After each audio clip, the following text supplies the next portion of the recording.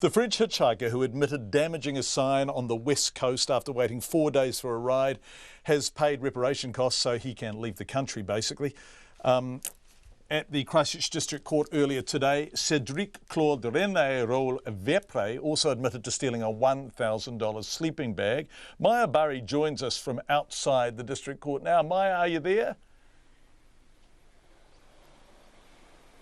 Maja, can you hear me? We can see you, Maja. Can you hear me?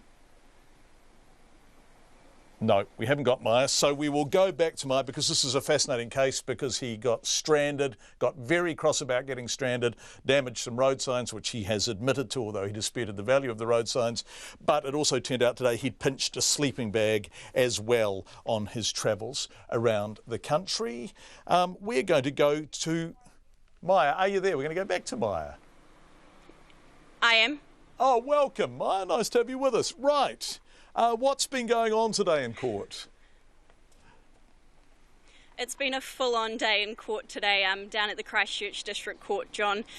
Now, just for a bit of background, this all started when Rolt Vepre damaged a road sign in Punakaiki.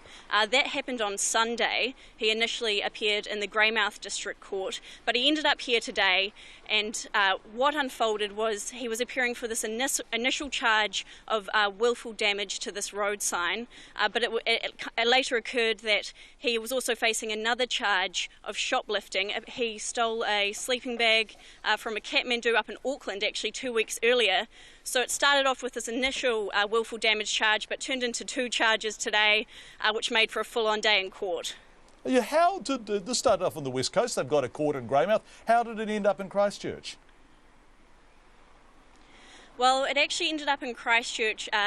Rolt Vepre's lawyer says because he was facing considerable hostility in Greymouth. Locals were not happy with him damaging the sign. There were also, comments around some of the remarks he'd made about how New Zealanders had treated him for damaging this sign. So, yeah, we ended up in Christchurch today, but this was all kind of sorted out very swiftly at the end of the day when he decided that he would pay the $3,000 fine for damaging this sign, which he had originally disputed, saying he hadn't caused $3,000 worth of damage. And he also said that he would pay this $1,000 shoplifting fine where he stole this $1,000 Kathmandu sleeping bag, which is a pretty expensive sleeping bag, I would say.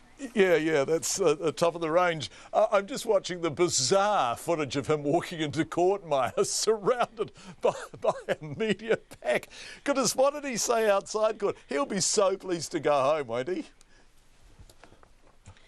Yeah, this is why he wanted to pay these nearly $4,000 worth of fines. He wants his passport back. The police had seized his passport, but he wants his passport back and he wants to go home. I think he's quite sick of us, John. He's had a lot of attention from the media. He actually, his lawyer actually said in the court this afternoon that people from overseas had been contacting him saying that they'd seen his face in the news on international media. I think that really prompted him to just pay these fines instead of disputing how much damage he had done. He just wanted to go home, but he had not much to say when he was leaving court today. I think he was pretty sick of us.